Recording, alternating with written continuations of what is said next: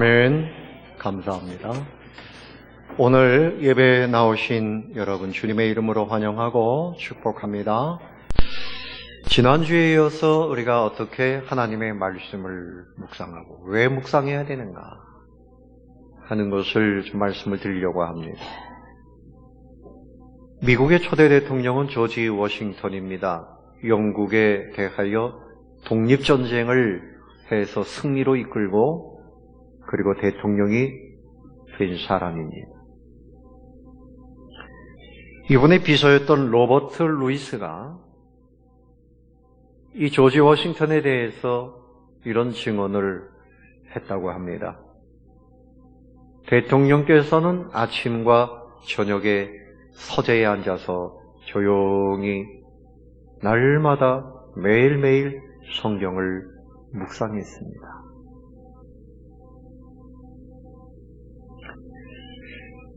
그래서 이 전쟁이 계속 치열하고 먹을 것이 없고 추위로 고생하고 이런 중에서도 조지 워싱턴을 따르는 국민들은 반드시 조지 워싱턴 그리고 우리가 승리할 것이다. 그런 확신이 있었답니다. 왜 그런 확신을 갖게 됐는가 하면 아침과 저녁에 하나님의 말씀을 조용히 묵상하는 조지 워싱턴을 볼 때에 하나님은 반드시 우리를 승리하게 하실 것이다. 그런 마음을 가졌다고 하는 것입니다.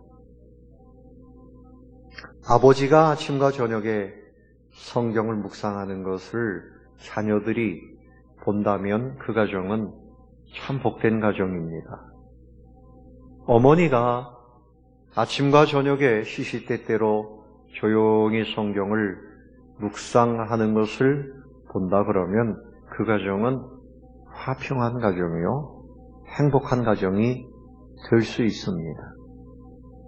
어린 자녀들이, 청년들이 성경을 조용히 묵상하고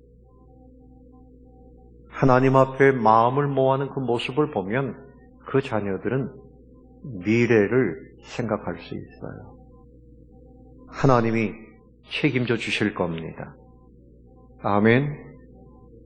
그래서 제가 이 말씀을 거듭 2번 전하는 것은 저나 여러분이나 이제는 성경을 늘 조용히 묵상하면서 하나님을 만나는 삶을 살자. 여기에 진정한 승리와 행복이 있기 때문입니다. 아멘. 제가 이 말씀을 드리는 이유는 뭡니까? 오늘 말씀의 결론은 바로 제가 앞에서 말씀드린 이 부분에 있어요. 이제 우리가 매일 하나님 앞에 성경을 펼쳐놓고 성경을 묵상하면서 하나님을 만나. 여러분, 그것이 최고의 복입니다. 이 성경은 하나님이 우리에게 보내주신 사랑의 편지예요. 왕의 칙서입니다.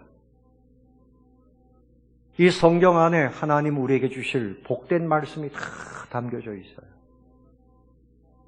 그래서 이 말씀을 늘 묵상하고 말씀을 펼쳐놓고 사는 사람은 인생에 실패할 일이 없어요. 승리하게 됩니다. 회복이 있습니다. 강성하게 됩니다. 미래가 열립니다. 아멘. 성경을 늘 펼쳐놓고 묵상하시고 직장에서도 점심 식사 후에 한 10분이라도 성경을 보고 하나님의 말씀을 그렇게 사랑해야 돼요. 여러분, 창세기 1장 1절을 예를 들어 봅시다. 태초에 하나님이 천지를 어떻게 창조하십니다. 그 말씀 한 구절을 읽고 묵상해 보면 하나님이 태초 전부터 계셨구나. 하나님이 모든 역사를 시작하셨구나. 창조하셨다. 천지를 창조하셨으니 내가 믿는 그 하나님이 정말 위대하신 하나님이시로구나. 하나님이 못하실 일이 없겠구나. 그 하나님이 나를 사랑하시고 나를 도와주시니 얼마나 든든한가. 그 말씀을 하루 종일 묵상하고 한 달을 묵상해보고 1년을 묵상해보세요. 그 말씀을 묵상하는 중에 우리의 마음이 믿음이 가득해지고 은혜가 넘쳐나게 되고 거룩해지고 새 사람이 될 수 있는 겁니다. 그래서 이 성경을 묵상하면 즐겁고 행복한 인생이 돼요. 성경은 쉽게 표현하면 하나님이 우리에게 보내주신 사랑의 편지입니다. 무슨 편지라고요? 사랑의 편지예요. 뭐 성경 말씀이 무슨 연구과제, 연구해도 도무지 알 수 없는 그런 골치 아픈 책이다. 그게 아닙니다. 내가 너를 사랑한다. 어떻게 사랑하는지, 사랑하는 그 하나님의 뜻과 계획과 실천하신 거, 앞으로 어떤 약속이 있는지 여기에 그 사랑에 관한 것이 가득 써 있어요. 그래서 이것을 읽으면 우리가 하나님의 사랑을 깨닫게 되고 용기를 얻게 되고 행복자가 될 수 있어요. 처녀 총각이 사랑의 편지를 나누면 거기에 사랑의 고백이 있죠. 뭐 여러 가지 아주 닭살 돋는 그런 표현을 써가면서 사랑의 표현을 할 수 있어요. 그러면 그것을 읽고 또 읽고 자다가도 또 일어나서 읽고 사람들에게 보여주면서 자랑하면서 읽고 한 글자도 놓치지 않으려고 그럴 거예요. 그 사랑의 글을 거기서 캐냅니다. 그리고 서로에 대한 미래를 또 편지를 통해서 약속할 수도 있고 너무나 귀한 것이죠. 하나님께서 우리에게 주신 이 사랑의 편지를 읽어야 하나님의 사랑을 깨닫고 행복해지는데 이것을 머리 아픈 무슨 과제물로 생각하면 안 돼요. 교회를 다니긴 다니는데 성경은 멀리한다. 그것은 잘못된 겁니다. 주님을 사랑하려면 주님의 사랑의 편지를 먼저 읽으시기를 바랍니다. 사랑의 편지를 가야 돼요. 그래서 여러분, 우리가 이 말씀을 묵상할 때 진수성찬이 다 차려져 있다고 생각해 보세요. 성경을 창세기 1장부터 10장까지 쫙 읽었어요. 그러면 여기에 오늘 뭐 갈비찜도 있고 뭐 생선도 있고 다 있구나 이렇게 이제 한번 보는 겁니다. 읽는 거 가지고는 안 돼요. 야, 밥상이 차려져 있네. 한번 읽은 겁니다. 그것을 내 것으로 삼는 방법은 기도하고 묵상해야 됩니다. 기도하고 뭐 해야 된다고요? 묵상해야지 그것을 먹는 거예요. 나 성경을 10번 읽었습니다. 그런데 묵상을 깊이 하지 않으면 그냥 늘 밥상만 보고 나오는 거예요. 그래서 먼저 기도하고 하나님 말씀을 깨닫게 해주세요. 그럼 그 말씀 속에서 하나님의 사랑이 나에게 느껴지고 깨달아지고 묵상하면서 내가 이제는 더 기도해야 되겠네. 전도해야 되겠네. 이웃을 사랑해야 되겠네. 겸손해야 되겠네. 소망해야 되겠네. 이게 다 말씀 속에서 깨달아져요. 그럼 그렇게 살게 해주세요. 기도하면 그 말씀이 이제 내 것이 되는 겁니다. 묵상 없이 성경을 읽으면 읽는 것이 건조해요. 읽기는 읽었는데 지루해요. 또 성경을 읽지 않고 혼자서 하나님이 누군가 생각하면 하나님이 하얀 수염에 도포자락 입으신 분이 아닌가 이러고 이상한 쪽으로 빠집니다. 오류에 빠집니다. 묵상 없이 기도하면 미지근해지고 기도 없는 묵상은 열매가 없어요. 기도하고 묵상하고 말씀을 읽고 또 묵상하고 기도하고 이렇게 해서 말씀을 내 것으로 삼으면 마음에 영양분이 들어가고 얼마나 좋은지 몰라요. 그래서 시편 19편 7절 이하에서 하나님의 말씀에 유익이 있어요. 내 영혼을 소성키신다. 따라서 소성. 살아나는 겁니다.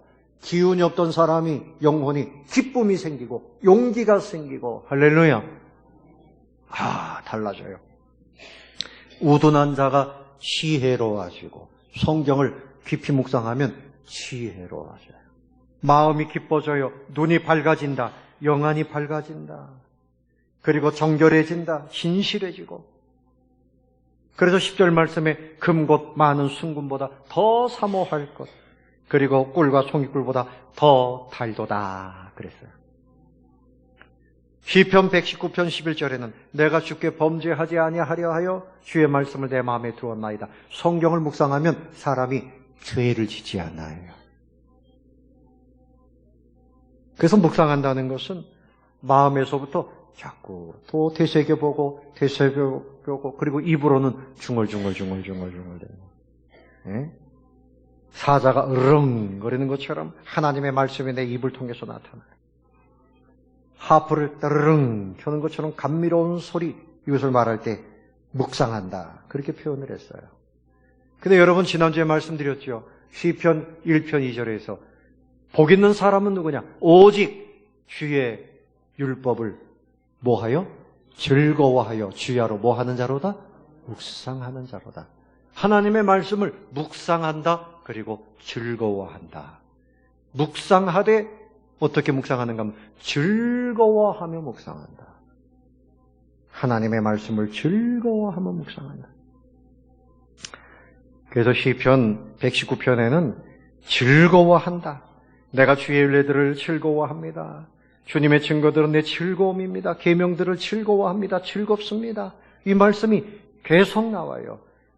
그래서 성경은 내가 하기 싫은 숙제를 하듯이 과제가 아니라 아주 나에게 참 즐거운 것이다. 자, 성경을 한번 이렇게 들어보세요. 성경 가지고 다니기도 힘들죠, 여러분? 이것을 즐거워해야 돼. 가지고 다녀요. 따라해봅시다. 성경을 즐거워합니다. 뭘 즐거워해요? 성경을 즐거워해야 돼. 성경을 즐거워해야 돼. 이것이 연구 과제서가 아니고 여러분에게 행복을 주는 하나님의 사랑의 편지요. 이것을 읽으면 주의 복이 넘쳐납니다. 아멘. 주의 복이 넘쳐나요. 그래서 이 안에서 하나님의 사랑과 나를 향하신 복을 계속 읽어내는 거예요. 시편 63편 6절에 보면 시인은 내가 나의 침상에서 주를 기억하며 새벽에 주의 말씀을 작은 소리로 읊조린다 그랬어요. 그래서 잠자는 시간에도 성경을 보고 새벽에 일어나서도 성경을 묵상하고, 시편 19편 10절에 금곧 많은 순금보다 더 사모할 것이며 꿀과 송이꿀보다 더 달도다. 여러분, 순금은 순도가 99.9%죠? 그러면 이 순금이 요즘에 한 돈이라 그러죠? 한 돈? 한 돈에 얼마 갑니까? 잘 모르죠? 일부 예배 때 물어보니까 어떤 분이 22만 원이요 그러더라고요. 25만 원 갑니까? 아유, 감사합니다. 하여튼 그러니까 요만한 거 하나에 22만 원, 25만 원. 그래서 여기서 말하는 순금은 뭔가 하면요, 인간 세상에 가장 귀한 것, 사람들이 가장 귀하게 여기는 것을 순금으로 표현했는데, 우리가 하나님의 말씀을 사모할 때 순금보다 더 사모해야 돼요. 여러분, 자, 속으로만 대답하세요. 여러분에게 있어서 제일 소중한 것이 이제까지 뭐였습니까? 그냥 속으로, 그냥 성경이요 그러지 말고 이제까지 솔직하게 여러분들이 가장 사모했던 게 뭡니까? 돈 버는 거 거기 들어가죠? 돈 버는 거 들어가죠? 그렇죠. 그래서 돈 버느라고 너무나 바빠서 성경 볼 시간이 없었어요. 성경을 사모하지 않아요. 성경보다 세상을 더 사모해요. 자, 오늘 말씀을 보세요. 1절 보세요. 이 시는 누구의 시인가 하면 왕의 시입니다. 다윗 왕이 기록한 시입니다. 자, 1절 다 같이 시작. 여호와여, 내 마음이 교만하지 아니하고 내 눈이 오만하지 아니하오며 내가 큰일과 감당하지 못할 놀라운 일을 하려고 힘쓰지 아니하나이다. 자, 보세요. 사람이 교만하면 성경을 가까이 하지 않습니다. 이까짓 것 책을 뭘 가까이 할 게 있나? 겸손한 사람이 하나님의 말씀을 사모하게 되어 있습니다. 또 나는 내 눈이 오만하지 아니하오며, 그저 다른 거는 쳐다보는데 성경은 보지 않아요. 하나님은 바라보지 않아요. 또 내가 큰일과 감당하지 못할 놀라운 일을 하려고 힘쓰지 아니하겠습니다. 뭐 대단한 일 한다고 세상으로 온갖 다니면서 하나님을 묵상하지 않고 말씀을 묵상하지 않는 사람들이 있는데, 다윗 왕은 나는 그렇게 하지 않겠습니다. 2절 다 같이 시작. 실로 내가 내 영혼으로 고요하고 평온하게 하기를 젖된 아이가 그의 어머니 품에 있음 같게 하였나니 내 영혼이 젖된 아이와 같더라. 아니 지금 다윗 왕은 할 일이 많아요. 국가의 모든 일들을 감당하려고 하면 얼마나 할 일이 많고 지위가 높고 가장 높은 사람인데 자기 자신이 내 영혼으로 고요하고 평온하게 하기를 무엇처럼 젖된 아이가 그의 어머니 품에 있음 같게 하였나니 내 영혼이 젖된 아이와 같도다. 여러분 이제 젖먹이가 젖을 막 띄었어요. 그럼 이 아이가 그 다음에 할 일이 뭡니까? 회사 갑니까? 학교 갑니까? 밥합니까? 뭐 합니까? 어머니 품에서 그냥 어머니 품에 안겨서 어머니를 누리는 거예요. 어머니를 누리는 거예요. 그가 일국의 왕인데 이제 나는 교만하지 않겠습니다. 내 눈이 오만하지 않겠습니다. 내가 뭐 큰일을 하는 것처럼 다니지 않겠습니다. 그저 내 영혼이 고요히 젖된 아이처럼 어머니 품에 있는 아이처럼 나는 하나님만 바라보겠나이다. 조지 워싱턴이 전쟁이 한창 치열할 때도 시간을 내서 아침 저녁으로 하나님의 말씀을 묵상한 것은 승리의 비결이요 하나님이 보실 때 최고의 삶입니다. 아멘. 여러분의 인생에 있어서 최고의 삶이 언제입니까? 하나님의 말씀 앞에 고요히 겸손하게 젖된 아기가 어머니 품에 있는 것처럼. 그것은 여러분 조건이 필요 없어요. 큰 집에 살아야 되는 것도 아니고 좋은 직분이 있어야 되는 것도 아니고 내가 성경을 펴놓고 하나님 앞에 마음을 겸손하게 고요하게 하면 누구나 다 그렇게 복된 삶을 살 수 있습니다. 여러분이 이 복된 삶을 누리게 되시기를 바랍니다.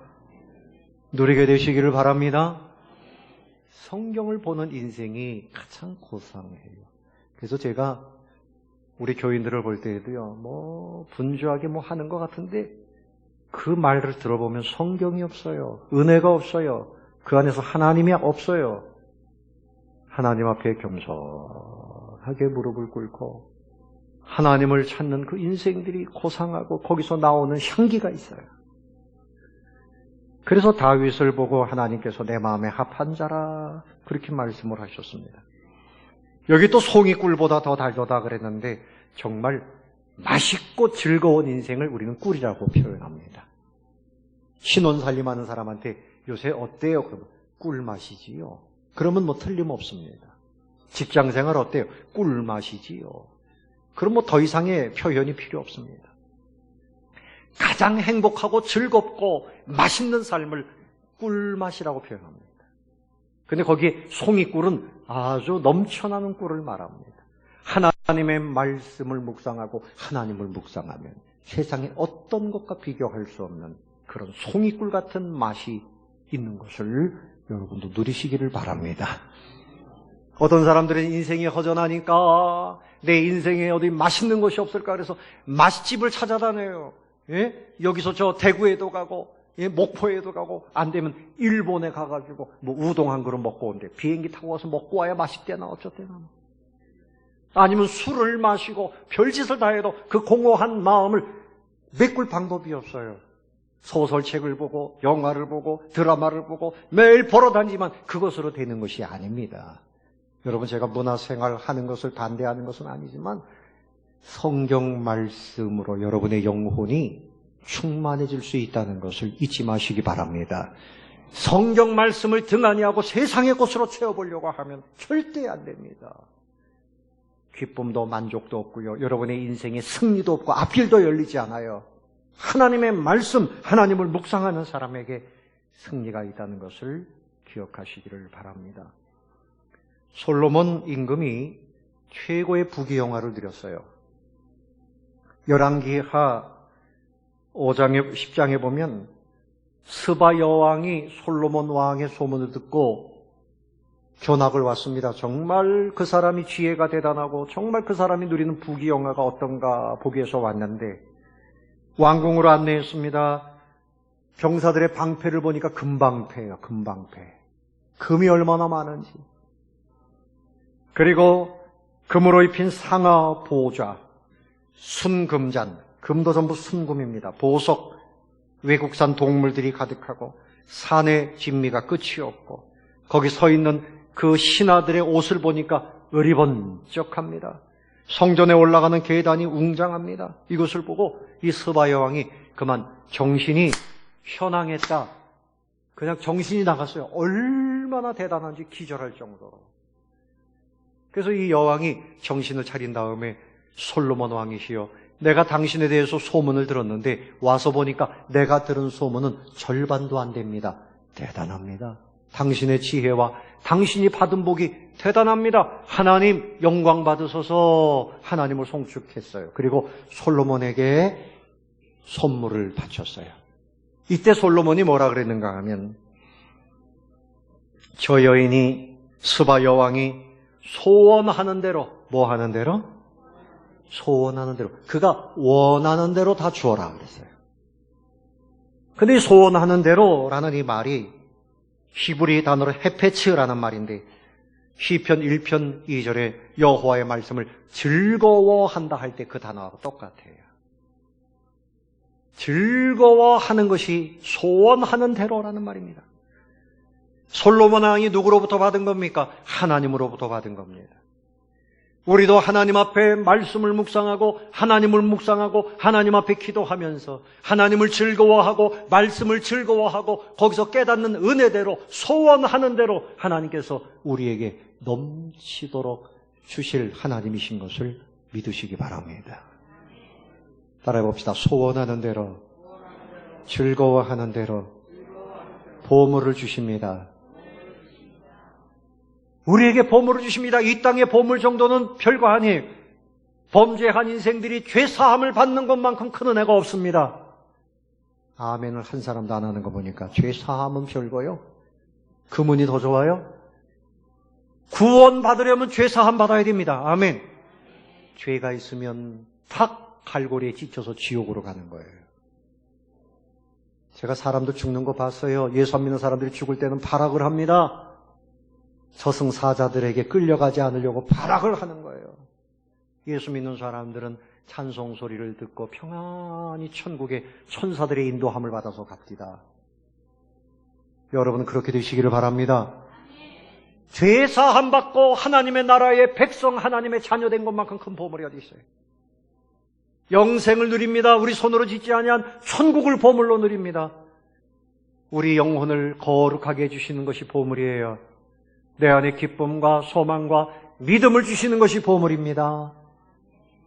오늘 다윗이 왕이지만 그것보담도 그는 하나님의 은혜가 더 존귀한 줄 알아서 나는 어린아이처럼 어머니 품에 안기는 젖된 아이처럼 고요히 하나님만 바라봅니다. 여러분도 그렇게 하시면 세상의 왕권이나 부귀보다 하나님의 자녀로서 주시는 그 엄청난 그 영광을 우리도 동일한 은혜를 누리게 되는 것을 믿으시기 바랍니다. 누리시기 바랍니다. 날마다 하나님의 은혜를 누려야 돼요. 시편 1편 3절에 보면 저는 시냇가에 심겨진 나무와 같다는데 이 시냇가는 인공수로라 그랬죠. 여러분 과거에 보면 이 대궐에 정원을 인공 정원을 만들어요. 우리나라에도 그 궁전에 가보면 정원들이 있잖아요. 그러면 정원사들이 잘 가꿉니다. 여러분 우리가 성경을 보는 것은 바로 그거예요. 하나님이 아름답게 우리에게 만들어 놓으신 하늘에서부터 오는 인공수로 은혜를 우리에게 부어주시고 천사들을 보내서 우리의 인생에 아름다운 것들을 예비하셔서 우리가 누리게 하십니다. 여러분 집에 뭐 정원이 뭐 1000평짜리 정원이 있는데 뭐 그런 거 여러분 이 땅에서 그거 없어도 괜찮아요. 하나님의 은혜로 우리에게 주시는 영적인 정원이 있단 말입니다. 거기에 물이 썩으면 안 되죠. 깨끗한 물이 들어가고 잉어를 키우고 꽃을 키우고 이렇게 하지 않겠습니까? 성경을 보는데 이렇게 생각하는 사람들이 있어요. 마치 쥐새끼들이 다니면서 더러운 것을 옮겨 다니고 막 이런 시궁창같이 하수구처럼 냄새나고 쓰레기가 가득한 것이 이 성경책이라고 이렇게 잘못 인식하고 있습니다. 성경은 우리에게 하나님께서 보내주신 인공수로요, 하나님의 은혜의 연못이요, 하나님 우리에게 보내신 아름다운 축복의 정원이라는 사실을 믿으시기를 바랍니다. 그래서 모세가 이스라엘 백성들에게 여러분이 이제 가나안 땅에 들어가게 되면 이런 은혜와 복을 누립니다. 하나님이 우리에게 약속하신 겁니다. 신명기 11장 10절 이하에 보면 내가 들어가서 차지하는 그 땅은 애굽 땅과 같지 않고 거기 파종한 후에 너희들 거기 물을 대줄 것이고 채소밭에 댐과 같이 그렇게 하나님이 그 밭에 복을 주신다. 하늘에서 내리는 비를 흡수하는 땅이고 하나님이 돌보아 주시고 하나님의 눈이 항상 그 위에 있다. 하나님의 말씀에 청종하면 하나님께서 너희에게 이른 비와 늦은 비로 적당하게 비를 내려주시고 곡식, 포도주, 기름을 얻을 것이다. 가축이 나게 된다. 여러분, 이것은 뭡니까? 하나님께서 모세에게 주신 말씀이에요. 하나님을 대면하여 늘 하나님의 말씀을 들었던 그 모세에게 주셨던 말씀, 축복의 말씀이죠. 미래에 대한 말씀, 성공에 대한 말씀이에요. 하나님의 말씀을 묵상하면 행복하고 즐겁고 복된 인생이 되는 것입니다. 이제는 여러분 이 행복의 말씀을 묵상하며 살게 되시기를 예수님의 이름으로 축원합니다. 그래서 말씀을 묵상하면서 주님을 묵상해야 돼요. 따라 봅시다. 말씀을 묵상하며 주님을 묵상합시다. 네, 주님을 묵상해야 돼요. 여러분, 말씀이 중요해요? 하나님이 중요해요? 하나님이 살아계신 거죠. 근데 성경만 보고 살아계신 하나님을 만나지 못하면 그 문제가 있는 거 아닙니까? 성경을 보면서 살아계신 하나님을 만나야지. 아멘. 리처드 포스터는 이런 말을 했어요. 그분의 옷자락을 만져라. 주님의 옷자락을 만져라. 네? 자, 옆에 있는 사람 손을 한번 잡아보세요. 살아있죠? 그렇죠? 남편의 손, 아내의 손, 성도님의 손, 좋지요? 근데 여러분, 이제 그만 놓으세요, 이제. 하나님의 손을 만지라 이거예요, 하나님의 손. 하나님의 옷자락을 만져라. 매일매일 다른 사람들은 만나는데 하나님은 어디 계신지 막막한, 아니에요. 하나님 내 곁에 계십니다. 우리에게 가까이 우리를 부르시기 위해서 예수님이 십자가에서 돌아가신 겁니다. 그래서 멀리 있던 우리를 가까이 부르셨습니다. 우리 안에 성령님이 오셨고 천사들을 통해서 우리를 호위하시는 하나님, 우리에게 가까이 계십니다. 내가 부를 때 내가 여기 있다 대답하시는 하나님. 아멘. 아멘. 외롭게 살면 안 돼요. 알렉산더 와이튼이라고 하는 분은 진정한 그리스도인은 예수 그리스도를 시야에서 놓치지 말아라. 항상 내 눈으로 주님을 바라보아라. 신약 성경을 볼 때마다 주님을 보아라. 디트리히 본 헤퍼는 말했어요. 우리가 이 묵상을 하면서 뭐 좀 새로운 걸 깨닫고 내가 그래가지고 뭐 깨달은 것을 사람들에게 멋지게 말하고 그게 중요한 것이 아니고 하나님이 나에게 말씀하시는 것을 내 마음속 깊이 받아들여라. 마음속 깊이 어떻게 하라고요? 받아들여라. 그 말씀이 내 안에 들어오면 그 말씀이 나를 기쁘게 만들고 거룩하게 만들고 믿음의 사람으로 만들고 존귀한 사람으로 만들고 지혜로운 사람으로 만들고 변화시키는 거야. 토마스 켈리는 말했습니다. 하나님이 우리에게 막 정신없이 살도록 하시지 않고 하나님은 우리를 평안하게 단순하게 그렇게 살기를 원하신다. 오늘 이 다윗이 바로 그겁니다. 오 하나님, 내가 이 나라의 영토도 넓히고 전쟁도 하고 내가 별일을 다 했지만 이제는 내가 큰일을 하려고 하지 않습니다. 그저 고요하고 평안하게 젖된 아이가 그 어머니 품에 있음같이 나는 그렇게 하나님을 바라보겠습니다.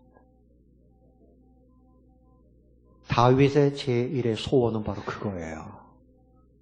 할렐루야. 여러분도 그렇게 사시기 바랍니다. 네? 내가 뭐 대단한 거 하는 것처럼 그냥 거기에 몰입돼가지고 탕자의 비유가 바로 그거예요. 아버지를 떠나서 자기가 성공하겠다고 아버지와 함께 시골에 있는 것이 인생이 그 실패하는 인생인 것 같고 나는 도회지에 가서 내 사업에 성공해보겠다 나갔지만 됐습니까? 아버지를 떠나가니까 그냥 죄악이 집어삼키고 허랑방탕하다가 다 털어먹고 알거지가 돼서 돌아오잖아요. 그림에 보면 신발도 뚫어지고 엉덩이도 뜯어지고 그 상거지가 돼가지고 돌아옵니다. 내가 뭘 좀 해보겠다고 나서는 것이 중요한 것이 아니라 저때 나이가 어머니 품에 있는 것처럼 하나님 아버지 품에 있는 그 시간이 더 소중한 겁니다. 아멘. 그래서 오늘 이 말씀 131편을 여러분 다시 한번 묵상해 보시기를 바라요. 우리 예수님께서도 하나님과 보조를 같이 하셨어요. 베데스다 연못가에서 불구자를 고쳤을 때 안식일이었어요. 유대인들이 왜 안식일에 일을 하느냐고 비난했어요. 이때 예수님이 아버지가 일하시니 나도 일한다. 예수님도 늘 하나님과 함께 그렇게 동행하고 병자들 고치고 밤에는 또 하나님과 만나서 기도하고 하나님과 함께 하셨어요. 사랑하는 성도 여러분, 주님의 품으로 들어가시기 바랍니다. 주님의 품으로 들어가시기 바랍니다. 네? 여러분이 애기들이요 똑같은 자녀들이라 그래도 어머니 아버지 품으로 자꾸 들어오는 자녀가 이뻐요. 이렇게 손 만지려고 그러면 탁 치고 떠나가는 애가 이뻐요. 자꾸 품으로 들어오는 아이가 이쁘죠. 근데 아이들이 걸어다니기 시작하면 벌써 자기 갈 길 갑니다. 네? 자기가 뭐 다 인생 살 줄 알고. 네? 그런데 이 어떤 아이는 학교 갔다 와서도 엄마 품에 안기고 그 어머니가 아이고 예뻐라 예뻐하는 거예요. 응? 예뻐하는 거예요. 이삭은 저물 때 들에서 묵상했어요. 다윗은 밤중에 침상에서도 묵상했어요. 하나님을 묵상해요. 들판에서도 일터에서도 그래 하나님을 묵상해야 돼요. 하나님을 묵상하세요. 하나님을 만나시기 바랍니다. 하나님의 무릎에 오르고 하나님의 품으로 들어가시기 바랍니다. 하나님이 위로해 주시고 격려해 주시고 지혜도 주시고 우리가 살아갈 수 있는 능력도 주시고. 말씀을 정리하겠습니다. 자, 3절 말씀 다 같이 시작. 이스라엘아 지금부터 영원까지 여호와를 바랄지어다. 아멘. 내 주님을 묵상하는 행복자, 승리자, 하나님을 기쁘시게 하는 성도들이 되시기를 예수님의 이름으로 축원합니다.